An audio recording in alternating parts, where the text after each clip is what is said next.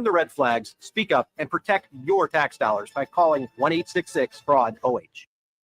The Cincinnati Bengals defense is just like Chick-fil-A, not available on Sundays. The Justin Kinner Show, 1410 ESPN Radio. All right, everybody, we welcome you in live here on a Thursday. The Justin Kinner Show presented by Frickers. Frickers, your home for fun food, sports, and spirits. We're going to get to Paul Keels, the voice of the Buckeyes, coming up here in just a moment. One more game before the game. And then just like that, the regular season's over. I can't believe how fast this season has gone. We'll talk about that with Paul Keels coming up here in just a few moments. Just a reminder, coming up this weekend, it's the Holiday Help Out Food Drive. It's our 10th annual Holiday Help Out Food Drive.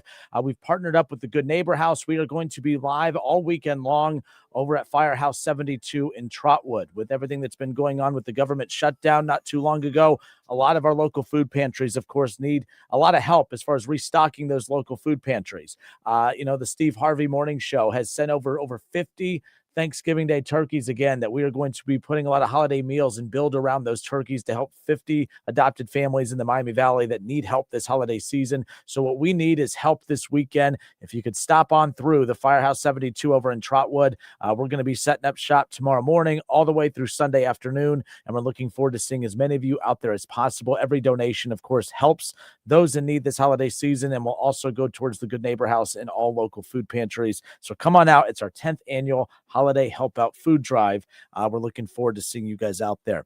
We'll be doing the show live out there tomorrow. Keith Byers and I will be on the air starting at 3 o'clock, and we'll be doing the show out there from Firehouse 72 in Trotwood. So again, excited to be with you. We got a jam-packed show for you. Joe Burrow, we thought about, well, maybe he could be back by Thanksgiving. He might be back by this Sunday. So we're going to talk about that coming up around the corner. The Dayton Flyers got a big win last night on the road at Marquette. We'll dive into that. Plus, Kyle Schwarber spoke about how much he loves it in Cincinnati, how much he loves living there, how much he loves spending time with his friends there. Well, maybe he should work there. Maybe a certain team should make that happen. So we'll get to all of that. But before we get to that, we'll welcome on our next guest. He joins us each and every Thursday to kick off the show, the voice of the Buckeyes, Mr. Paul Keels. Mr. Paul Keels, welcome, sir. How are you? I'm good. How you doing, Justin? Not too bad. Appreciate your time as always. Hey, what the heck? We have 2 more games left, and then the regular season's done. When did the season even start? I feel like it's been one of the quicker ones, if you will. Yeah, that's something a lot of people have talked about around campus, just how fast the season has gone and how you're looking at Saturday's game at Rutgers and then the big one at Ann Arbor and, waiting to see what shakes out with the Big Ten championship game. But it certainly has flown by. Obviously coming off a win against UCLA, very similar to a lot of wins. There's nothing big or major to take from it other than Ohio State remains unscathed at this point. It's been a fairly low headline season for Ohio State, but now all of a sudden the injury bug's starting to creep up a bit. How concerned should we be about the unknown when it comes to Jeremiah Smith and Carnell Tate at this point? Well, I think there's some concern about that. And, we saw, Tate hasn't played in the last 2 games. Smith was limited a little bit. As best we can tell, trying to read between the lines, which is always dangerous. A lot of that has been precautionary, but also what it's done is it's given some opportunities to other guys like Mylan Graham and Bryson Rogers. We saw Quincy Porter get out there a little bit. He's had a little of what he's had to deal with as well. And it certainly opens the opportunity for tight end Max Clare and others. But really what it did last week, which I think it was going to do anyway, Justin, regardless, is that it had Ohio State once again majoring in the run game. And all 3 running backs, they were down 1 back. Donaldson didn't play. But all 3 of the backs that played got in the end zone. They all averaged over 7 a game, 7 yards per carry. So that's something that people have been anxious to see. Would this running game kind of get up to where it was doing what the passing game was doing? So, but, there's always concerns late in the year about bumps and bruises. And again, Ryan Day has been consistent about not wanting to give injury updates during the course of the week. He did mention Tuesday that he thought both Tate and Smith were working hard at trying to get themselves ready to play this weekend, but we won't know until, Saturday morning what the deal is. Yeah, I was getting that. Jackson Smith and Jigba, PTSD when it came to the updates on the receivers. I'm hoping we don't have that again. But yeah, really. But next up is Rutgers again, and you talked about the possibility of a trap game. I don't see Ohio State losing this weekend, but we as fans, we're not thinking about Rutgers. We're thinking about the game next week, and I'm pretty sure that's how media and everybody is. That's the job of the coaching staff this week, is to make sure that they're locked in for Rutgers, especially if they are going to be shorthanded with some of their elite players this weekend, making sure that they, keep the task at hand, which is taking care of the Scarlet Knights. And I think that's something Ryan Day has done a very good job with over the years, is keeping the team focused on what's right in front of them. The fact that they're playing at home helps. The fact that it's the last home game for right now, an estimated 16 players that are going to go through the senior day ceremonies, 16 or maybe 17, not certain exactly what that number will be. And also the fact that it's Greg Schiano on the other sideline, a coach that Ohio State's very familiar with. He spent 3 years as a defensive coordinator here. Rutgers is coming off a bye weekend. You never know what they've got up their sleeve. He's always got some gadgets, and they're a program that's, I think in the 2 stints that Greg has been the head coach there, they've blocked over 60 kicks. So there's elements like that can kind of keep a team focused and paying attention to what's right in front of them. Paul, you talked about the senior day festivities. Heath Byers, he did his show earlier today, and he was talking about how, he remembers back when he played, they didn't do the senior day festivities back when he played. They did stuff for the seniors off to the side, or for the final year players off to the side or whatever. But are you surprised that teams still do these senior day festivities, especially with how weird it is sometimes with the transfer portal? And sometimes you get 1 year of a senior.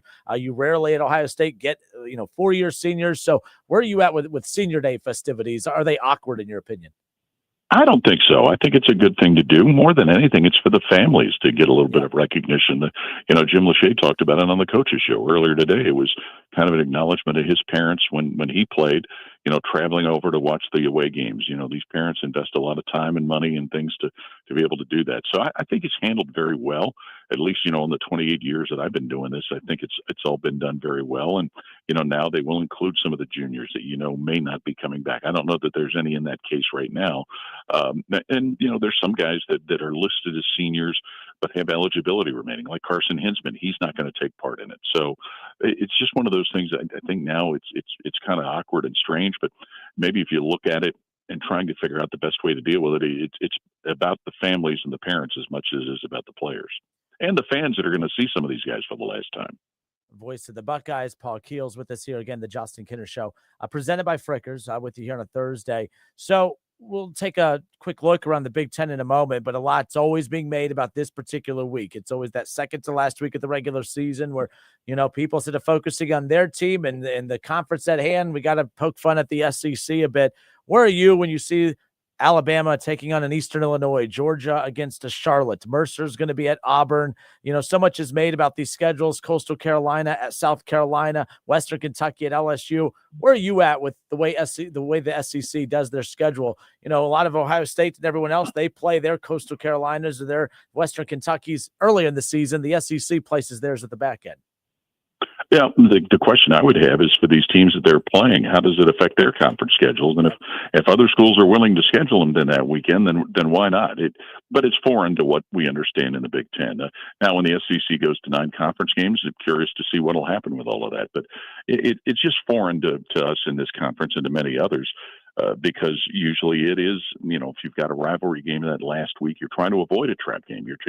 I remember years ago, it might have been 2017 or 2018, when Ohio State played at Maryland the week before the Michigan game, and they had to go to double overtime to beat a Maryland team that was being run by an interim head coach.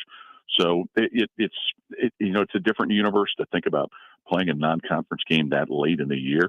It is maybe when there were more independents, it was a little more common. I can remember when I was doing University of Cincinnati, when they were independent, they went down to Birmingham and they played Alabama during this week. So it's just something very foreign to what we're familiar with around here.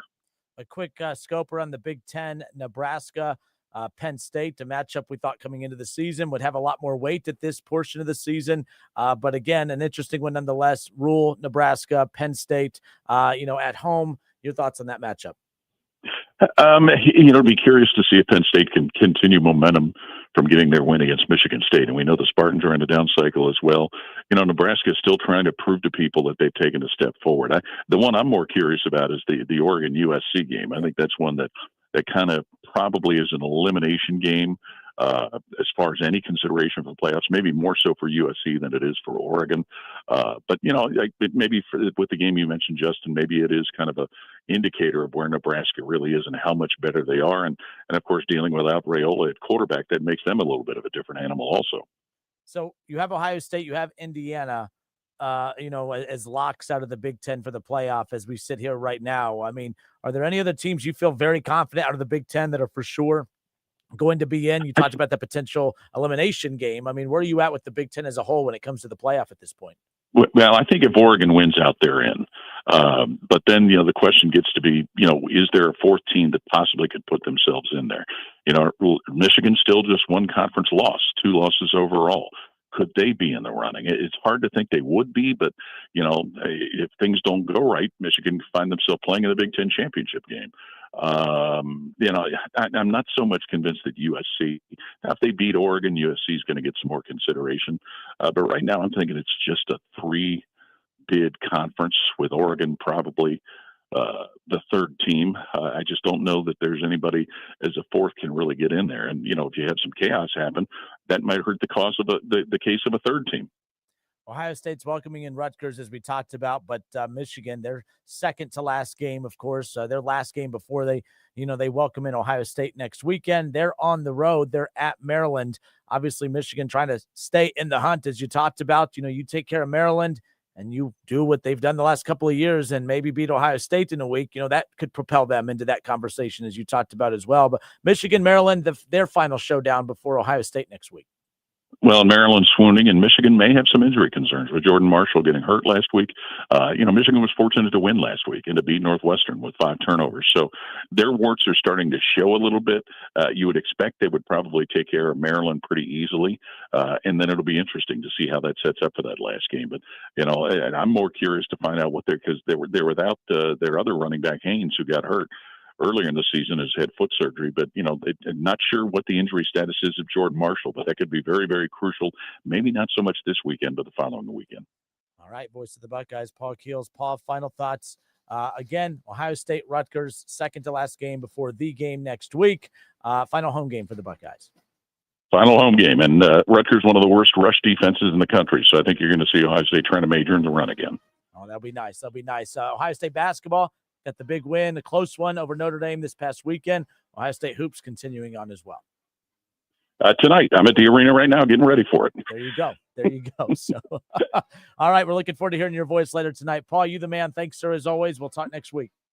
You got it, Justin. Take care. All right, Paul Keels, voice of the Buckeyes, all football, all basketball, all right here on Dayton's radio home of Ohio State football and basketball, 1410 ESPN Radio.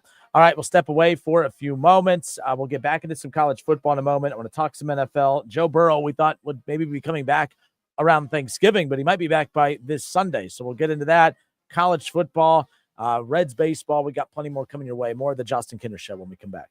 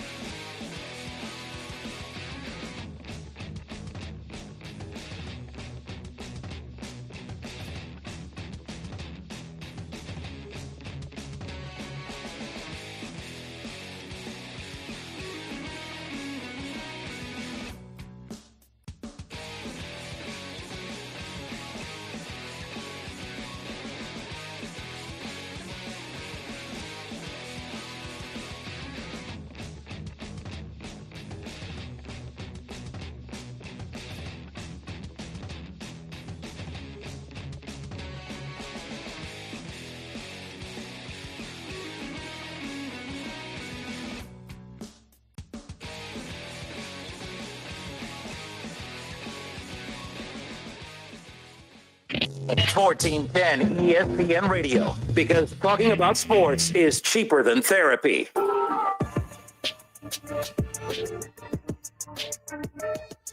All right, and we are back. It's the Justin Kinner Show presented by Frickers. Frickers, your home for fun, food, sports, and spirits. 937-518-1410. That's the number to call and jump in on the conversation. All right, so as we sit here right now, I thought this was interesting. Earlier today, Bengals head coach Zach Taylor did not rule out the possibility of Joe Burrow playing on Sunday against the Patriots. Zach Taylor was interviewed earlier today. Shout out to Tom Brenneman. Tom Brenneman on 700 WLW, does mornings over there. And Zach Taylor hops on with Tom once a week. And Tom had asked him about the possibility of Joe Burrow playing this weekend. And his response was, I wish I had a decision today. I'm going to take in all the information. Well, since that point of this morning, quarterback Joe Burrow, he was spotted at the start of practice today working with the starting center, while Joe Flacco was taking snaps with the backup. This was according to Charlie Goldsmith, who also covers the Cincinnati Bengals. So there's that aspect of it right there. And I guess the question I have is, because this is going to tie into the Reds coming up in a bit, there was some information that came out last night about Ellie De La Cruz that I thought made the Reds look bad. And I think that this is, the Cincinnati Bengals are no stranger to doing things that make them look bad. I just, again, and I talked about this with Keith Byers earlier today. I'd asked him, when you are in the NFL and you are cleared to play, does that mean that you are 100%? The answer is no. Just means that you are healthy enough to resume physical activities, because, so keep in mind, it's not as if Joe, and maybe I need to be careful here. It's not as if I know that Joe Burrow for sure is not 100%, but I have a hard time believing that he's 100% when he was not supposed to come back till mid-December. There was those doubting if he would even be ready to go by Thanksgiving. Some people said the Bills game after, and now I'm supposed to believe that he is healthy enough to return this coming up weekend. This is the problem when you have to question whether the Bengals have Joe Burrow's best interest at heart, because Zach Taylor is not thinking big picture. I don't think that Duke Tobin is thinking big picture. I think that Duke Tobin is thinking Joe Burrow needs to come back and we need to turn this around, because maybe he could be without a job. Zach Taylor could be without a job. There are guys whose careers are on the line right now, so they're not thinking about, oh man, we need to be careful so we could have him for next year. There's some guys that want to be around next year, so why care about his health next year? I would have a hard time trusting the organization handling this particular situation. And also, Joe Burrow's a competitor is what I keep hearing. I don't give a damn if he's a competitor. Joe Burrow has continued to show over and over again that what he wants is not always what's best for the team. Hence why the Bengals are in this situation to begin with. He valued pass catchers more. Well, that's why you have the number one offense in the NFL, even in your absence. And that's why you have the worst defense in the last 50 years. The Bengals giving up 33 points per game at this point of the season. It is the worst scoring defense in 50 years in the National Football League. So excuse me by saying that if I say I don't give a damn that Joe Burrow says he's just a competitor and ready to go. I don't care. You got to protect him from himself. We're going to talk about the Reds and how I believe they mishandled Ellie De La Cruz coming up here in just a little bit. But nonetheless. So Joe Burrow could potentially be coming back this Sunday. And I guess the question is why?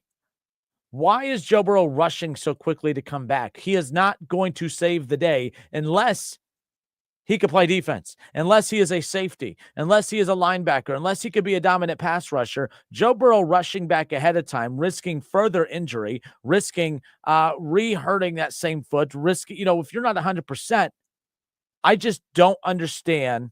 For one, I could understand, I guess, why Joe Burrow would want to come back, but someone has to grow a set in that organization and look at him and say, no, we don't work for you.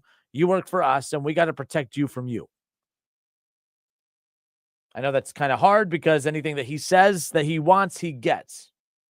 He's been that's a desperate organization that when he wants something, they bow down to him. And I think as an organization, they got to tell him no. I have no clue the obsession with rushing him back. I could see if the Bengals were losing games because they were not, efficient offensively.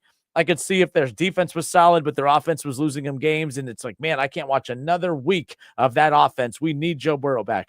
The offense has been the best offense in the NFL since Joe Flacco arrived. I get it. They didn't look that sharp this past Sunday against Pittsburgh. But man, oh man, Pittsburgh, I also look at the Patriots, and they have a bottom 10 ranked pass defense. I think Joe Flacco with T. Higgins, I think that those two will be just fine against a team that is as good as New England is.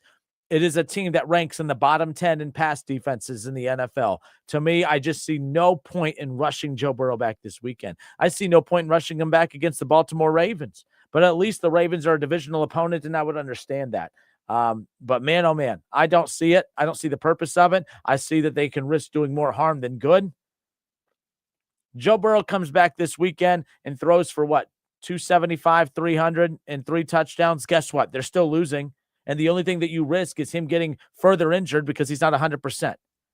I think it is ridiculous to rush him back. There is no purpose of him coming back. I don't think he solves one single solitary problem by coming back. I tell you what, I also think it's disrespectful to Joe Flacco. If it ain't broke, don't fix it. This offense isn't broke. Now they're going to be without Jamar Chase this coming up weekend because, he had to be a child and spit on somebody this past weekend, so they're going to be without him. I don't get it. Now, Chad Kinser, he weighs in on this. He says, pampered baby gets what he wants, and as injury prone as he is, he's only going to hurt himself in his career at this point. Someone needs to just have the guts to say no to Joe. Chad, I'm surprised. I thought you were going to be against me on this one, and I'm not trying to get into an argument. I keep trying to say, oh, good, Joe Burrow's coming back this week. Now the Bengals have a shot to win. I just don't think that's the case. I don't know what problem Joe Burrow solves. And now this sounds like a ridiculous comment. If Joe Burrow's back, of course you play him. He's your franchise quarterback. Yes. If this was any normal situation, yes. This isn't a normal situation. This defense is historically bad, the worst defense in the last 50 years. The offensive line isn't good. They can't run the football. Jamar Chase is suspended because he spit on somebody last week. And you're not 100%. I've asked NFL players this question. Being cleared to play is not the same as being 100%. And until I hear that Joe Burrow is 100%, I think this is the wrong decision. One more time, the Patriots have a bottom 10 ranked pass defense in the National Football League. They don't need to force Burrow out there this Sunday. I get it. Thursday night on the road in Baltimore. Thanksgiving, prime time, another full week. As far as I'm concerned, I completely get it. Still not a big fan of it, but if you win this Sunday, yes, I'm a big fan of it. But as far as I'm concerned, at this point, you're only risking not just this season, but next season. This season potentially is shot. And I shouldn't say potentially. I think it is shot. Next season, now this is not, and it's not about next season yet, but it's about next season when it comes to preventative measures to make sure that you don't do something stupid to impact next year. Joe Burrow is a fragile quarterback, which means if he is out there, you only need him out there if what you get from him is worth the risk of him getting hurt and being without him. If he goes out there and gets injured, and there's an injury that goes into the offseason and lingers into the start of camp, I just don't see how that is a situation that is worth the risk of battling to barely make the playoffs and get eliminated in week 1. It just doesn't make sense. Chad says, absolutely not. I agree with you on most things, and I think he's rushing back. There's no point. This season is over with that defense. I don't know. I am curious. By the way, I do want to hear from those of you who do believe that he should come back this Sunday. What I want to hear, though, in your response is why. And it could be as simple as he's the franchise quarterback, and I'm a fan, and I would rather watch him than Joe Flacco. I can't argue with that. I just think it's short-sighted in regards to big picture. Big picture, like especially because Joe Flacco being on this roster is why you don't need to rush Joe Burrow back.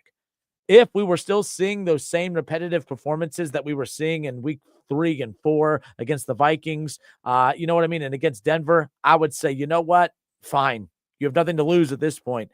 But Joe Flacco has been phenomenal. I know he wasn't elite against the Steelers this past week, but you're not going to be great every single week. And again, the defense, giving up 33 points per game. It is the worst scoring defense in the last 50 years in the National Football League. It's brutal. Joe Burrow coming back does not fix that. He doesn't. And it's actually, he's going to be even without his safety blanket and Jamar Chase. We'll see what happens. 937-518-1410. Do you feel the Bengals are rushing Joe Burrow back if he truly does play this Sunday? Do you even think he's going to play this Sunday? 937-518-1410. That's the number to call and weigh in on the conversation. We'll debate next.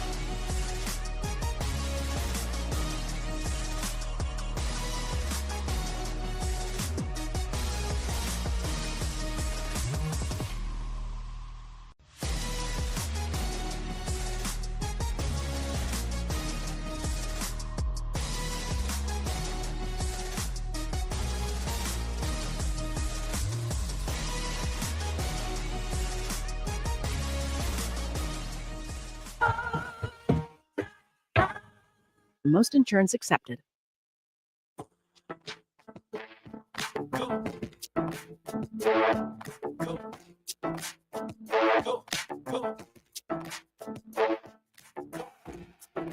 Nine 518-1410, the number to call and jump in on the conversation. I'm Justin Kinner. All right. Joe Burrow might be coming back this Sunday. It seems like all signs are pointing in that direction. And I just think it's kind of ridiculous, to be honest. I don't see the points in him being rushed back this Sunday.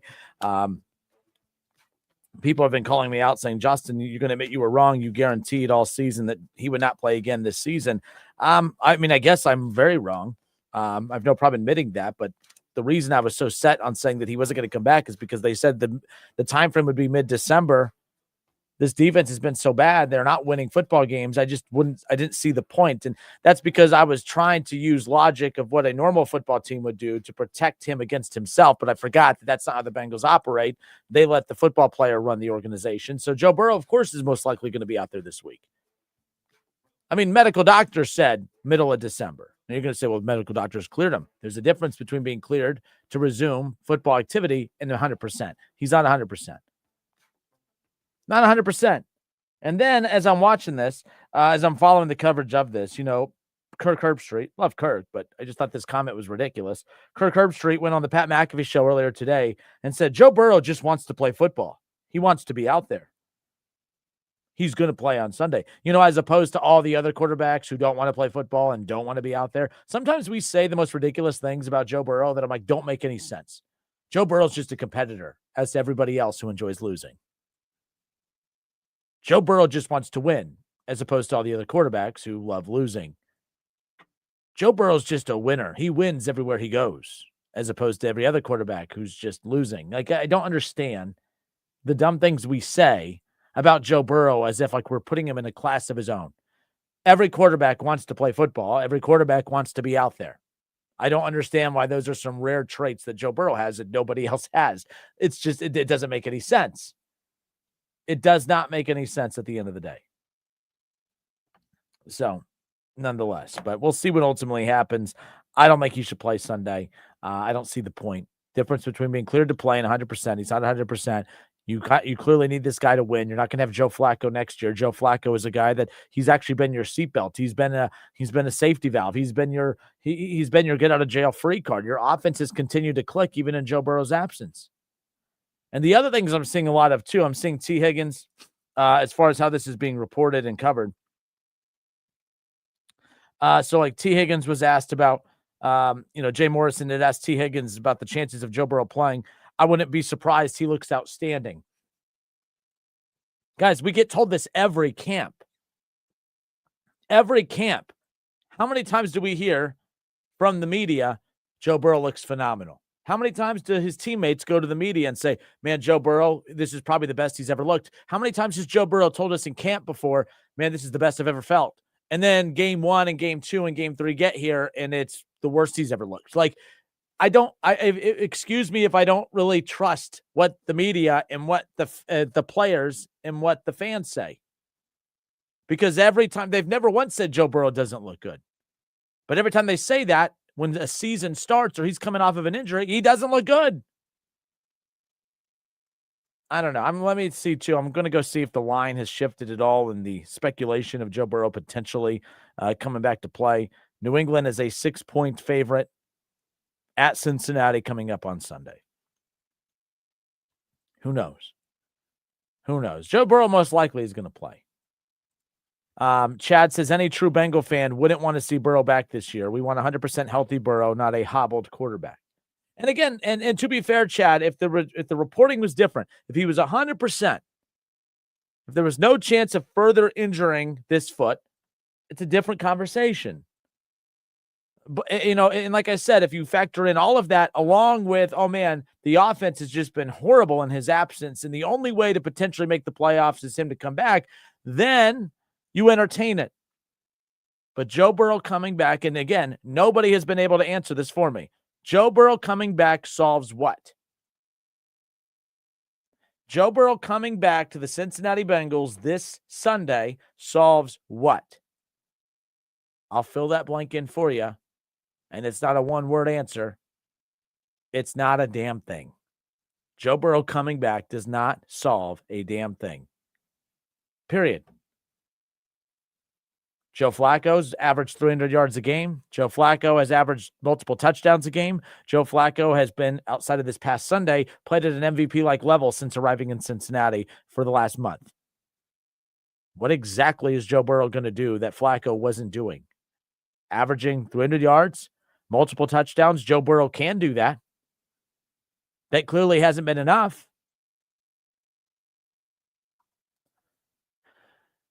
Chad says if he truly was 100% ready to go, then yeah, he's making $55 million a year, should play. And if not, sit down, because the Bengals, who, again, are financially strapped because of these contracts, can't afford for him not to be out there. You got lucky getting the Joe Burrow or the Joe Flacco deal. Got lucky that the Browns were kind of silly enough to just help them out the way that they did. Either way. Other games in the NFL this coming up week. Week what? What week is this in the NFL? I mean, I get confused every single day. It seems like I ask this question. Week 12 of the NFL season. Steelers and Bears. The Steelers are not the only team. The Bengals are the only team with question marks about their quarterback in the AFC North. Obviously, it seems like every one of them is. The Ravens might be without Lamar Jackson. Browns are throwing out another quarterback. And the Steelers might be without Aaron Rodgers. Aaron Rodgers might play this Sunday at 1 o'clock at Chicago against the Bears. That's coming up on Sunday. The Bengals welcome in the Patriots. By the way, that Chicago and Steelers game, the Bears are a 2.5-point favorite. The Lions with the Giants in town. Detroit, a 10-point favorite. Vikings, Packers, a big NFC, North showdown right there. That is Green Bay, 6 points. They are favored at home in Lambeau. The Titans are 1-9 on the season. They have the 7-3 Seahawks. Seattle, not surprisingly, a 13-point favorite. Colts and Chiefs. I mean, how about the Chiefs at 5-5? I mean, the Chiefs are really, I mean, we could be looking at a potential playoff this year that does not feature Joe Burrow, that does not feature Lamar Jackson, and does not feature Patrick Mahomes. I would not anticipate there being many playoffs moving forward where all three of those or any of those quarterbacks miss the playoffs. Now, Joe Burrow, it's almost becoming just a normal thing, but it is weird not seeing Lamar or Patrick Mahomes in the playoffs. So a lot has to go right. The Chiefs have a great opportunity with the Colts coming to Kansas City. Kansas City with the 8-2 Colts in town at 3.5-point favorite. Ravens and Jets. Lamar Jackson might be back to battling another injury, by the way. 5-5 Ravens, 2-8 Jets. Baltimore is a 13.5-point favorite. I would jump. I mean, that line, I would hammer the Jets right now until we know exactly what's wrong with Lamar Jackson. Browns, the debut of Shedeur Sanders on the road in Las Vegas at Allegiant Stadium at the Raiders. The Raiders are a 4-point favorite. We'll ultimately see what happens there. Shedeur, can he go in and show that he could be the guy? He may not get you look at what's going on right now. You know, we've seen bad game after bad game after bad game for Dylan Gabriel. One bad game from Shedeur Sanders this Sunday, and his starting job is gone because he's not technically the starter. Dylan Gabriel is. He's going to have to go out there and wow the coaching staff, wow the fans, and ultimately lead the Browns to a win to really convince people that he should be the guy at least for another week. Jaguars at the Cardinals. Jacksonville, a 3-point favorite on the road. The Dallas Cowboys and the Eagles in the NFC East showdown. Philadelphia, a 3.5-point favorite. The Cowboys, 4 wins, 5 losses, and a tie. Welcome in the 8-2 Eagles. Saints, Falcons. New Orleans, a 2.5-point favorite at home. My gosh, that is one boring matchup right there. Rams and Buccaneers. The Rams are a 7-point favorite. They're 8-2. Bucks 6-4 with Baker Mayfield. Matthew Stafford, we keep feeling like, a geriatric quarterback closer to the end. Should retire. Might be the MVP favorite at this point. He's thrown for over 2,500 yards, 27 touchdowns, only 2 interceptions, and the Rams are 8-2 and are rolling. A win this weekend over Baker Mayfield could propel Matthew Stafford to be the favorite when it's all said and done. Monday Night Football, Panthers and Niners. San Francisco, a 7-point favorite with the 6-5 Panthers.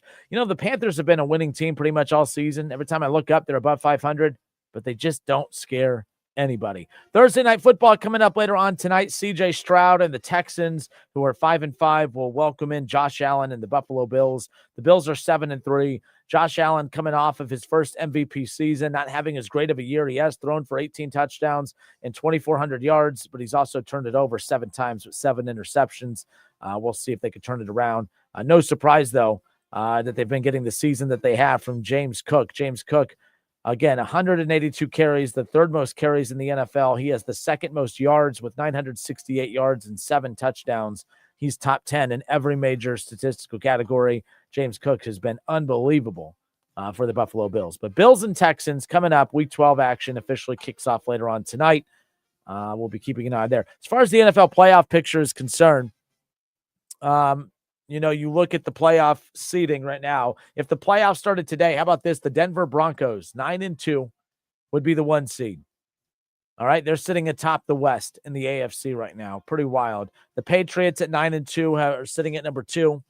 The Colts at number 3, and then the Steelers, the AFC North division leaders, are sitting at 6-4 and 4th.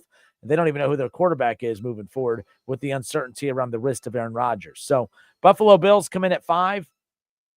The Chargers come in at 6, and the Jacksonville Jaguars come in at 7. And there you go, those wild card teams right there. The Bills, the Chargers, and the Jaguars. Teams just on the outside looking in. C.J. Stroud and the Texans, Patrick Mahomes and the Chiefs, Lamar Jackson and the Ravens. And I guess if you want to include Joe Burrow and the Cincinnati Bengals, they're 3-7. 2 games separate them, or I should say 3 games separate them and the Jaguars, who are sitting in that final spot. It's crowded. But we'll be keeping an eye on that playoff picture. No doubt about it. All right. It's the Justin Kinner Show presented by Frickers. Frickers, your home for fun, food, sports, and spirits. 937-518-1410, the number to call and jump in on the conversation. We got some Reds talk coming up around the corner. College basketball. Dayton gets a big win last night in overtime against Marquette. Wright State in action tonight. Ohio State also in action coming up later on this evening. We'll get to all of that. I came across draft grades were given out for the 2025 draft, and they went out and they regraded the draft, not based on potential, but on results to this point. The Bengals have a player that fell dead last in this redraft. We'll talk about that when we come back. It's the Justin Kinner Show presented by Frickers. Frickers, your home for fun, food, sports, and spirits. We'll be right back.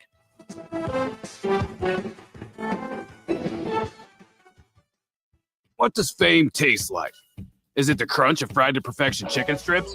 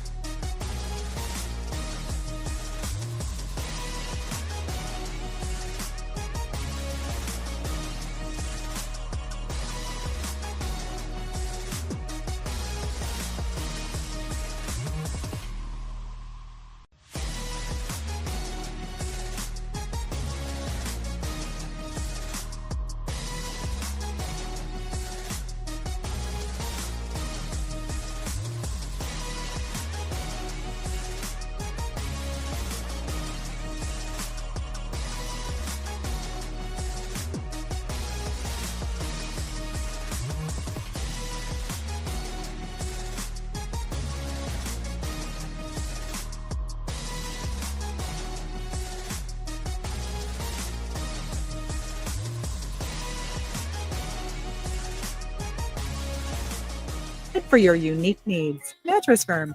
They make sleep easy. Technical errors on the radio never fails, but we are back. It's the Justin Kinner Show presented by Frickers. Frickers, your home for fun, food, sports, and spirits. I hope everyone is doing well. But we're off and rolling. So again, my apologies about that, but we're back up and rolling. So let's get going. Okay, so I do want to tell you about my friends over at Dayton Weight Loss Secret. All right, so Dr. Justin is with Dayton Weight Loss Secret, and they are having a huge Black Friday sale right now through December 5th. With the best deal of the year. You're going to get $400 off and 2 free red light therapy sessions to help boost your results even more. And if you join with a friend or a loved one, you both get an additional $100 off. So that's up to $500 off plus 2 free red light therapy sessions.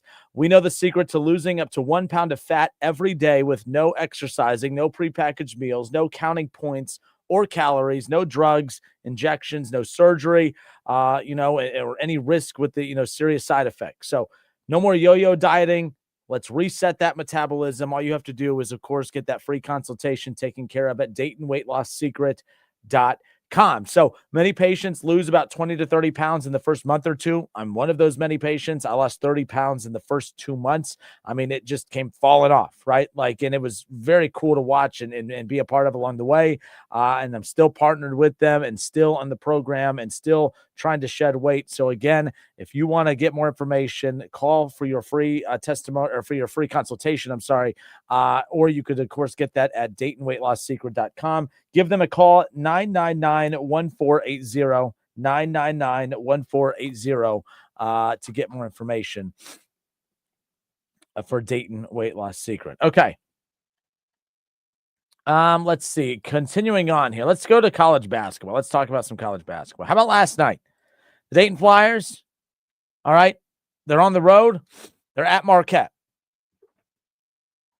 Everyone said, I bet you're not going to have any compliments for Dayton after going out to Marquette and getting a win last night. I'm like, it's not true. I think you guys are confused by my takes on some of this stuff. You just chalk it up to Kinner hates Dayton, so of course he's going to poo-poo on Dayton. I don't hate Dayton. I think that they are very good with their PR of masking a lot of their deficiencies.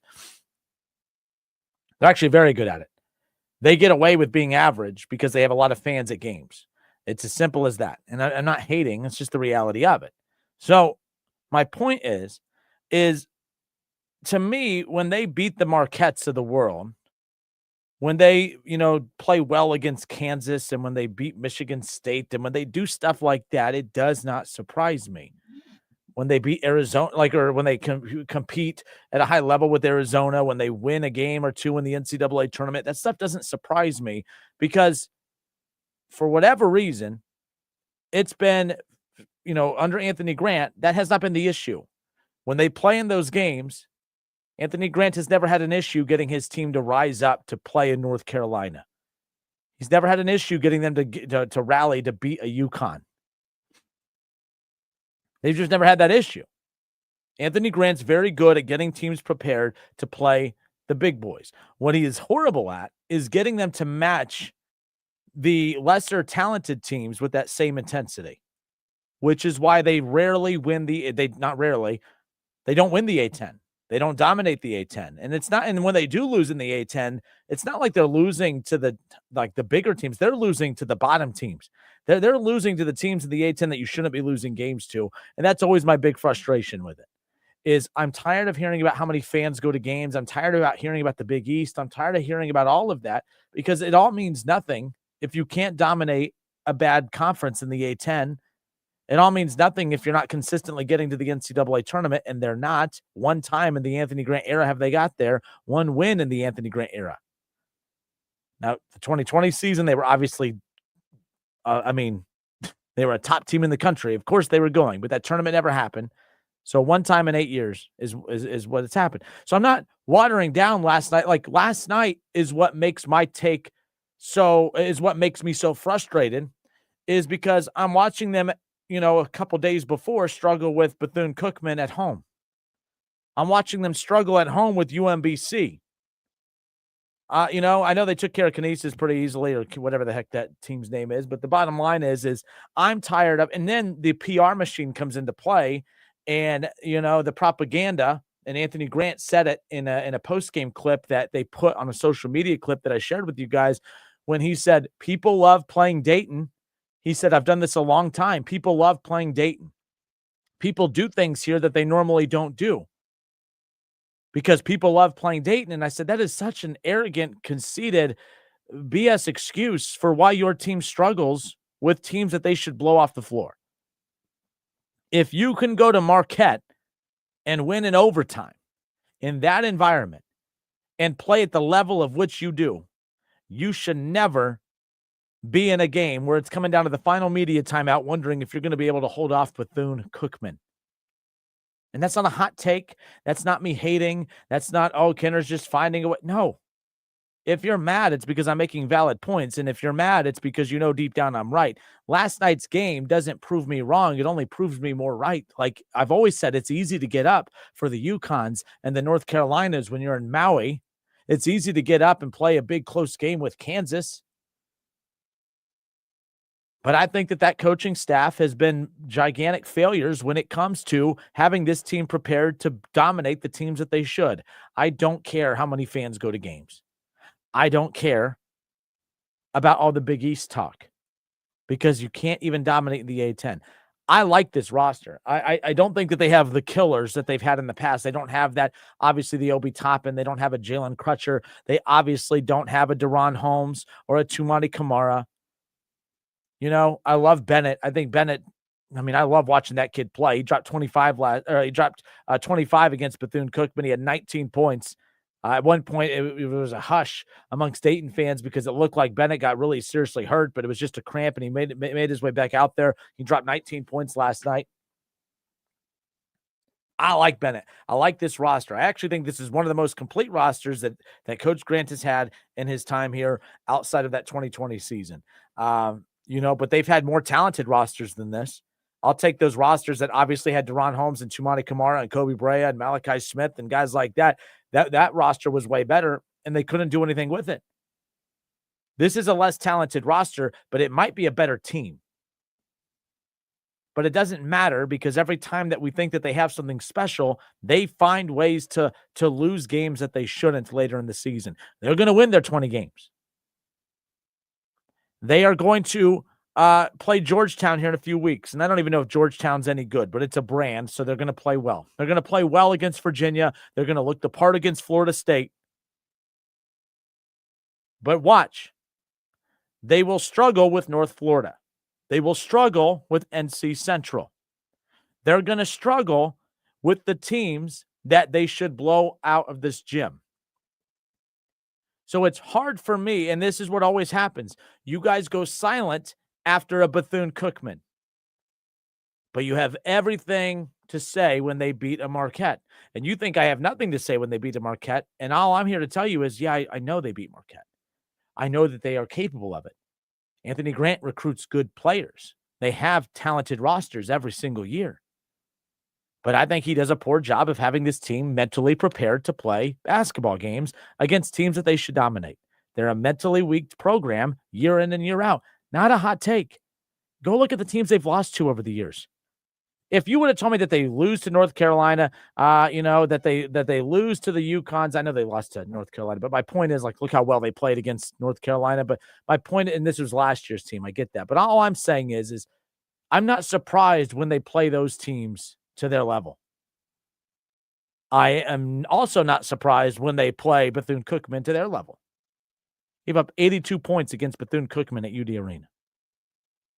You won by 6 points against UMBC and held on for dear life against UMBC at UD Arena. You go to Marquette, large crowd, overtime, win. It's impressive, but it's predictable. Just like it's predictable that they're going to struggle with North Florida. They're going to struggle when they play NC Central coming up in 2 days. It's just how it goes. I'm not hating. It's just the reality of it. So it is what it is. Rob on YouTube says UD is boring to watch. They were roughhoused. They were roughhoused by the Bearcats. They are boring to watch at times. because you would think that having a head coach that stemmed from the NBA would bring some NBA philosophies over, and that they would actually play fast. Like this team, they don't play fast, and they never have. It's not just this roster. They just refuse to play. I mean, there's a reason that Chumani Kamara just looked like he was just stuck in mud when he played here. And then he gets to NBA Summer League and the G League, the Summer League, and then gets to Portland and he's running up and down and he's a freak athlete and he's doing things we didn't see him do here. It's because, my goodness, when you let an athlete be an athlete, it's amazing what happens. Let these guys be athletic. Let them get out and run. Let them go play freaking basketball. This half court, use every second of the shot clock yawn fest. It's just, it gets old. Either way. But that was a big win last night. I'm not taking anything away. I know it was a good win. But what I want to see is, while you guys look forward to the UC matchups, while you guys look forward to the Virginia and the Florida State matchup and the UC matchup, I want to see them embarrass NC Central in 2 days. I want to see them, when they have North Florida. They have the East Tennessee State Buccaneers coming up here in a few weeks on December 2nd. All right, I want to see them dominate the Eastern. I want to see them beat East Tennessee State Buccaneers. That's what I want to see. You guys want to see them beat up on, Marquette? Yeah, that's fine. That's what they do. They beat Marquette. They compete with the UCs in recent years. That's what they do. What they also do is they let UMBC look better than they are in NC Central and teams like that. Good coaches don't allow you to play down to the level of your opponent every single time. And that's what this team does. So as impressed as I am with that, it's a huge win on the road, Big East opponent at Marquette. Marquette has a hell of a coach. Great win. I'm not taking anything away. But that means nothing if you can't run NC Central off the floor. It doesn't mean anything if Eastern Tennessee State University, loses by 6 or 8, and it's a ball game heading into the final media timeout. All that stuff I don't care about because it proves you're mentally weak, and I have no faith in you winning the A-10. I want to see them run these bad teams off the floor, like what they did against Kinesis or whatever that team is, 88-48 to open up the season. We'll see what happens. All right, it's the Justin Kinner Show presented by Frickers. Frickers, your home for fun, food, sports, and spirits. Coming up tonight, we do have Wright State basketball. Wright State returning home after the Greenbrier tip-off where they did split. They beat Radford. They blew out Radford. Radford's a very good team, and they blew Radford out. And then Kent State, who's also a really good team, they lost in overtime this past Sunday. So, Wright State has Ohio Wesleyan tonight at home at the Nutter Center, 7 o'clock, the tip-off. As far as the Wright State Raiders' upcoming schedule, they'll be at Stetson and at Butler next week. The day after Thanksgiving, they'll be at Butler. Youngstown State and Green Bay coming up. They're going to be at Marshall. Miami of Ohio at home on the 16th. Eastern Michigan, a lot of MAC schools, and then it's all Horizon League play from there.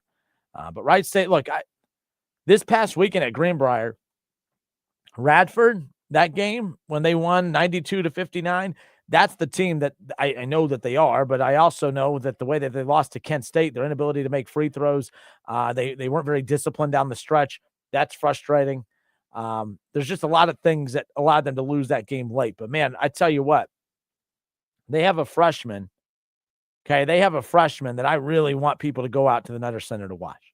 They have a freshman that is so good that, and I'm not putting this out there. I don't want Wright State mad at me. But every time I see this kid make a play, I'm like, he ain't going to be here next year. I don't like thinking that way. I probably wouldn't say that in front of the coaches. Deep down, I wouldn't be surprised if they don't think that themselves. I hope not, because I think that was a hell of a recruiting win for them. But Michael Cooper is a freshman. He, in 22 minutes, he had 17 points against Radford when they won 92-59. I mean, Michael Cooper's the real deal, and he's the point guard. And he just does things that just, from Jeffersonville, Indiana, he played along with 2 other D1 recruits. One of them went to Northwestern. Wright State got both of them, by the way. The other 2, and Michael Cooper's one of them. And I think that he's as good as the kid that went to go play over at Northwestern, by the way. But he's averaging just a little over 15 points per game, 3 rebounds, about 2.5 assists a game. He's shooting 48% on the season. I think the kid's phenomenal. I want you guys to go to the Nutter Center to watch this kid play. I hope he's here for another year. I hope he's here for the next 2-3 years.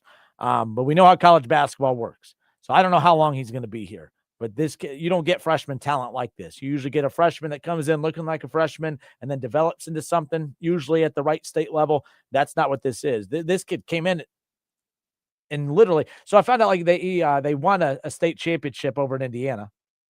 And they played where the Pacers play, a sold-out arena over there. And, he just bowled out in front of a sold-out NBA arena. Pressure doesn't bother him.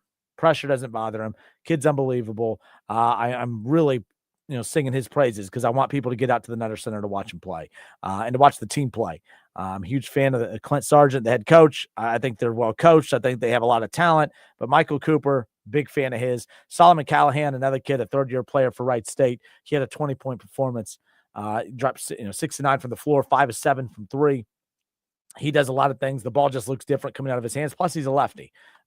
Kid's unbelievable. So, Wright State tonight at the Nutter Center, 7 o'clock. If you want tickets, text Raiders to 937-518-1410. If you want tickets to tonight's home game, text Raiders to 937-518-1410, and I'll get you taken care of for tickets to see the Raiders tonight. Michael Cooper and company, go check them out.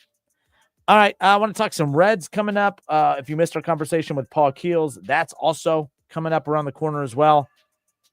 I don't know. Nobody seems to have answers on Jeremiah Smith and Carnell Tate. I don't anticipate seeing them. I mean, what's more likely? Who's more likely to play this weekend? Joe Burrow for the Bengals or Jeremiah Smith and Carnell Tate for the Buckeyes? Oof, I don't know. I honestly don't know that answer.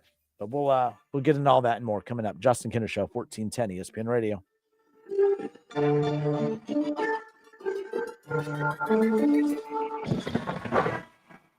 When you think of the most exciting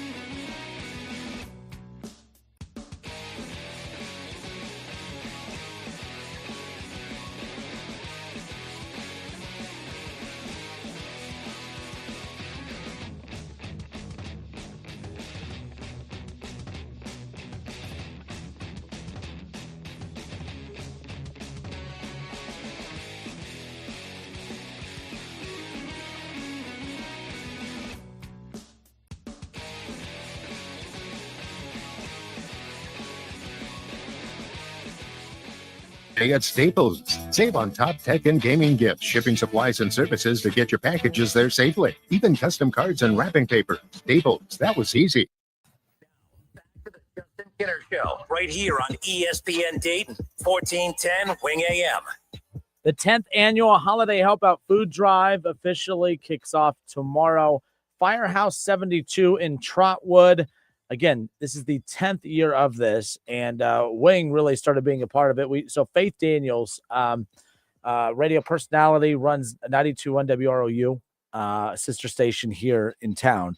And she started this Holiday Help Out Food Drive years and years ago, adopted local families in need around the holidays that, just aren't in a position to be able to, comfortably say that, hey, we're going to have a Thanksgiving Day meal. So many of us just, hey, we're having Thanksgiving next week. That's not the case for a lot of families. And a lot of families here in our backyard. So Faith started this project, and she's, set up shop at Firehouse 72 in Trotwood, and every year has been doing this food drive, and it's gotten bigger and bigger. And we've been a part of it the last couple of years. 92.1 WROU carries the Steve Harvey morning show, and Steve Harvey found out about this, and I think it's really cool because he provides 50. So about 50 families are adopted in the Miami Valley through this program, and Steve Harvey donates 50 Thanksgiving Day turkeys.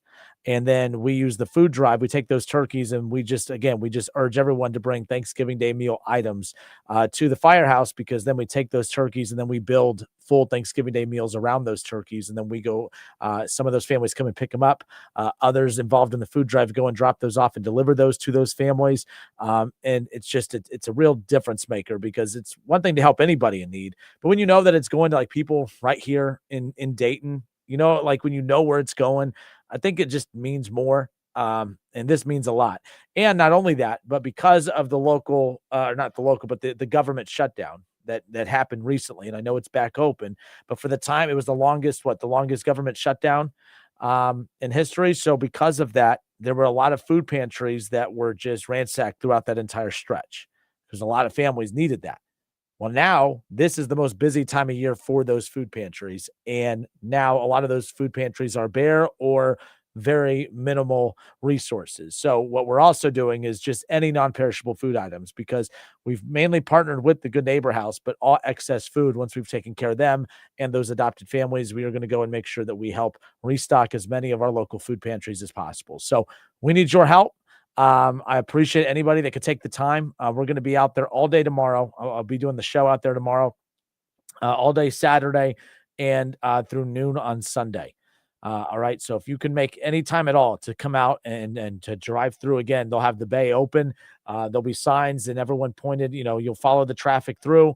You come through, you don't even have to get out of your vehicle. All right. All the volunteers, the firefighters there, they'll approach your car. You just tell them if it's in the trunk or in the back.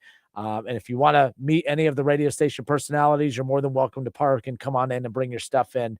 We'll be happy to meet you as well. But I just wanted to make sure I spent some time to give you guys some background information on that, because like I said, it's not just one of those, go be involved in some little charity thing. Like, we see the impact of this, and I look forward to it every year. So that's what's coming up tomorrow, the Holiday Help Out Food Drive at Firehouse 72 over in Trotwood. Nonetheless, Chad, you said what time on Saturday? We're there all day Saturday. So I have to do our Buckeye tailgate show from 10:30 to noon in Kettering, but then we're heading right to Trotwood as soon as that's done. So I'd say from 1 until end of day. Until the work is done on Saturday. So just keep that in mind. If you have time to stop on out, it'd be greatly appreciated. The Firehouse 72 over in Trotwood, the Holiday Help Out Food Drive. We look forward to seeing you guys there. All right. So Ohio State, they are in action on Saturday. It's a noon kickoff. Rutgers in town. It's the final home game for Ohio State. And I thought this was interesting. I talked about this with Byers. He was talking about senior day and just the senior recognition. And he said when he played at Ohio State that they didn't have senior day. They didn't do senior recognition then. He said there was senior recognition within the program, like your families came and they did like a little thing for you, like on the Friday before the game. You got recognized, you got honored in some way, but there was no bring you out onto the field before the game and that type of thing. And I find these to be awkward. If you guys remember last year, because like some of these players just don't know. Really in basketball, you really pay attention to, like, when it comes time for senior recognition. There's a lot of players who are seniors but have an extra year of eligibility. or they don't have an extra year, they're not a senior, but it's their last year there. It's like you want to be able to honor them. Like think about like Deron Holmes, like didn't spend his entire career here, but it's like, man, on senior night or whatever, you want to be able to recognize those who made great contributions to your program. And he's an exception because he's going to the NBA. I find the senior recognition ceremonies just to be awkward nowadays. A lot was made last year for UD because Malachi Smith, participated there, but it's like, hold on, he has an extra year of eligibility. Why would they be honoring him then? He was basically letting everybody know he wasn't coming back at that point. So it was just strange and to me. And it's like, I don't know. I would scrap it. I think that they're awkward. I don't think they mean as much with the transfer portal. It's not like you're graduating. I think it meant more 10 years ago. I'd say even 5 years ago when it was normal, when you had players that would come in as freshmen. Some would play right away. Some would be redshirted. Some wouldn't play right away. But they would be a part of the program throughout the entire run. I just as a fan base, you feel connected to those. You feel like you're a part of their journey and you love to be able to kind of pass on that love from a fan base and recognize the player on a senior day recognition. You get your name announced. You have your loved ones and family members, significant others around you. You're out there. The crowd gets a chance to give you, a one-on-one applause. But that's not what this is anymore. I mean, heck, you could have 4 seniors, but maybe one of them is a senior that was with you the whole time and the others came through the portal. I don't know. I'm not I find it kind of awkward and silly. Football might be a little different. I think you still get more 4-year football players than you do basketball. But in basketball, I find them awkward anymore. I wouldn't do them. I would just scrap them. But nonetheless, not a big deal. But I can't believe it's already the final home game on Saturday for Ohio State. Nonetheless. And it will be the final home game because Ohio State in the position that they're in, they will not be hosting a first-round playoff game unless I'm misunderstanding the rules this year. I know that it was changed, but last year they didn't get that first-round bye. They're going to get a first-round bye. They're going to beat Rutgers. They're going to finally get a win over that team up north so they can put that losing streak behind them. I feel like there's only one thing left to do for Ohio State, and it's not win a national championship, although, yes, it would be cool to see them not just win the one last year, but to win back-to-back.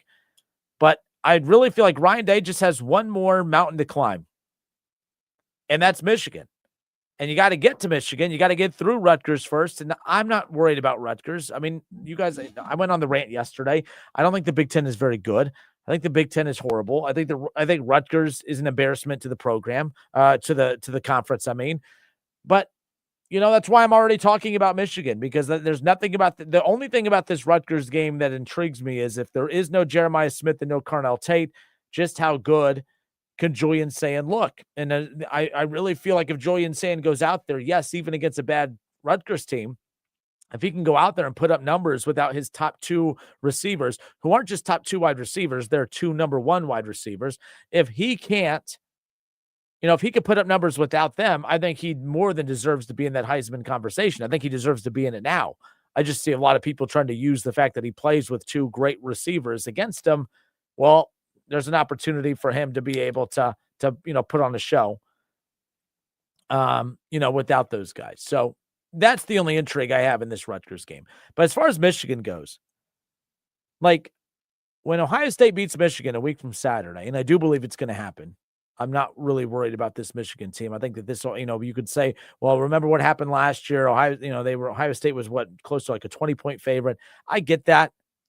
But I feel like the vibe, there's no desperation with this program anymore in Ohio State. I felt like Ohio State was getting borderline desperate to get a major win.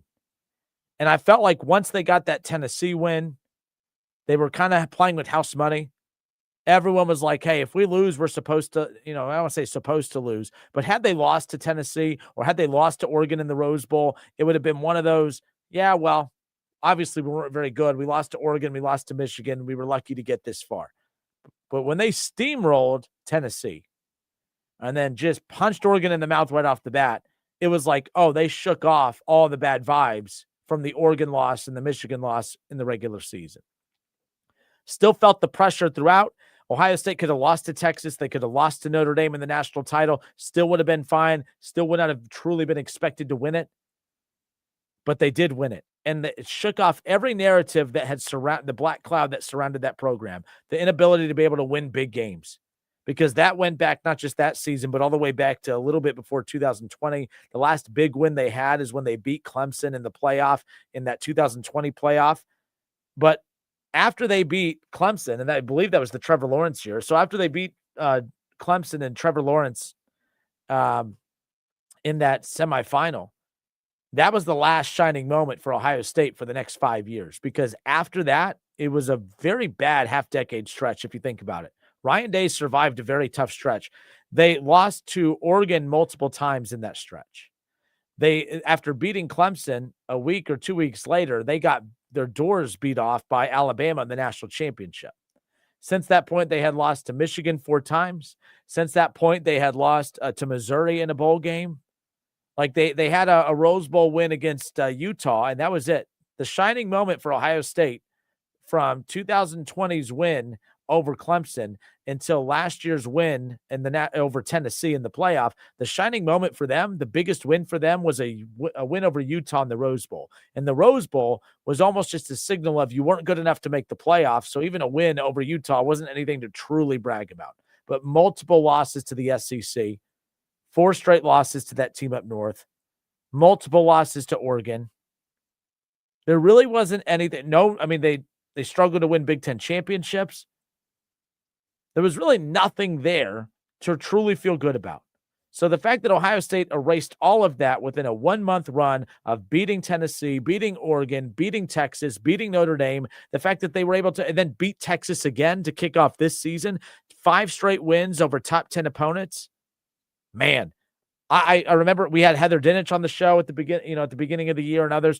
I could not think of a more impressive start or a more impressive 5-game stretch from any team in the history of college football. I don't think any team has ever played that gauntlet of a schedule when you truly think about it. And if you really would have stretched it into last season, you got to think that, we're playing the second to last game of the season right now with Rutgers. Last year at this time, it was top 5 Indiana.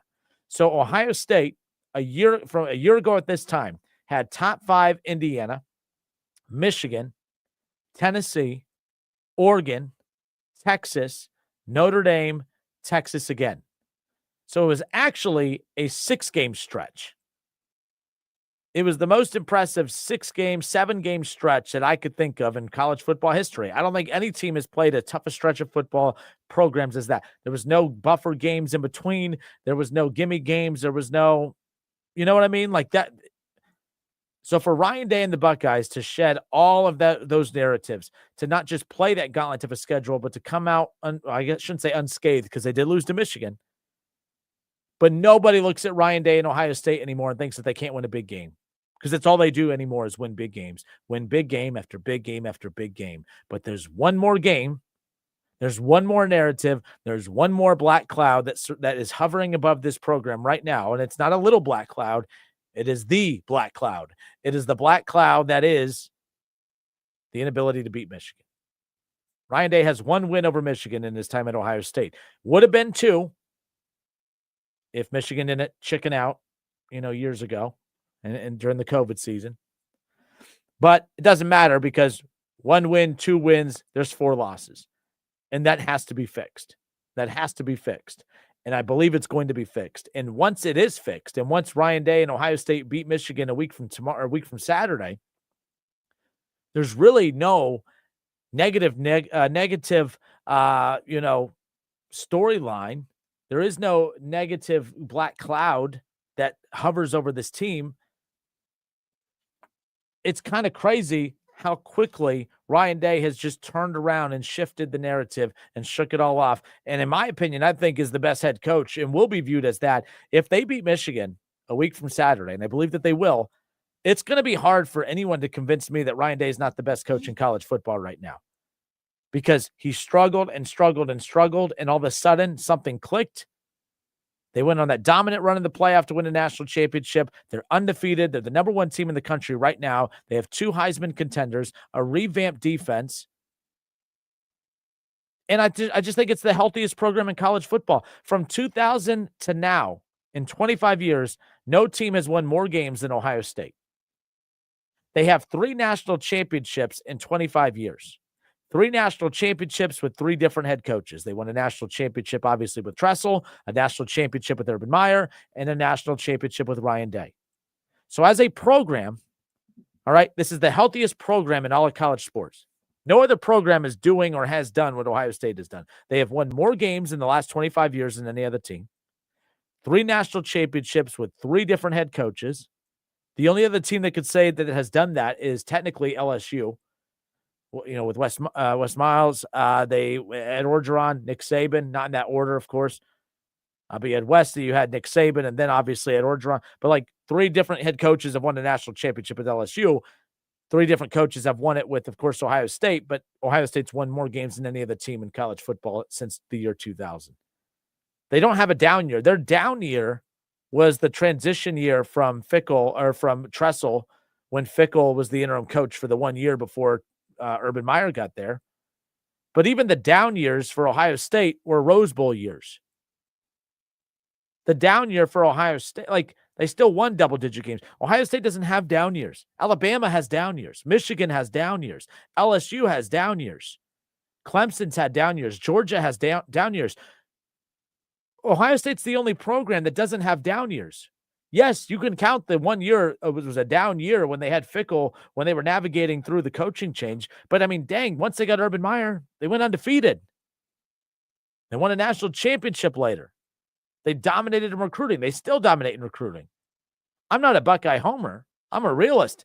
There is not a healthier, program in all of college athletics than Ohio State football.